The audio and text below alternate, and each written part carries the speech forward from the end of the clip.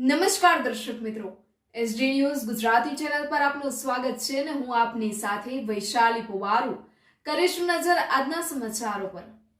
તલોદ અંબે માતાજી ચોક પાસે police station આગળ મોડી રાત્રે પાર્ક કરેલ બે કારમાં લાગી આગ। સાબરકાંઠાના તલોદ ખાતે પોલીસની ગાડીમાં ઓચિંતી આગ લાગી તથા બાજુમાં ડોક્ટર પ્રણવ ધર્મેશભાઈ સોલંકી હોમ ફિઝિયોથેરાપીની ગાડી નંબર GJ01 KJ 7839 સ્વિફ્ટ ગાડીમાં પણ આગ લાગી હતી। બંને પાર્ક કરેલી રાત્રે એક કારમાં અચાનક શોર્ટ સર્કિટના કારણે બંને ગાડી આગમાં સળગવા લાગી।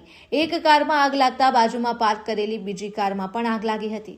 આગ લાગવાની જાણ થતાં ઘટના સ્થળે લોકોના ટોળે ટોળા ઉમટી પડ્યા। આગ લાગવાની જાણ નગરપાલિકાના ફાયર ફાઇટર કરતા તાત્કાલિક ઘટના સ્થળે આવી પહોંચી બંને કાર ઉપર પાણીનો સતત મારો ચલાવી આગ ઉપર કાબુ મેળવ્યો। જે કારમાં આગ લાગી હતી તે પોલીસ સ્ટાફ કાનજીભાઈની ગાડી જાણવા મળી હતી, જે ગાડી નંબર GJ09 BF 4655 બંને ગાડી ડીઝલવાળી હોય તેવું પ્રાથમિક તપાસમાં જાણવા મળ્યું હતું।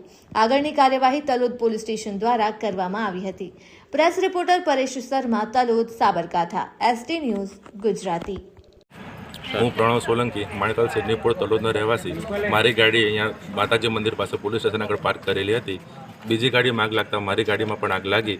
મને જાણતી પહેલાં બીજાના લોકોએ અહીંયા આજુબાજુમાં રહેતા લોકોએ આગને બુઝાવવાની કોશિશ કરી અને મારી ગાડીને બચાવવાની કોશિશ પણ કરી હતી। હું જ્યારે આવ્યો ત્યારે અહીંયા નગરપાલિકાના ફાયર ફાઇટરના લોકો આવી ગયા હતા જાણ થતાં અને એ લોકોને આગ બુઝાવી અને ઊંચું નુકસાન થયું છે।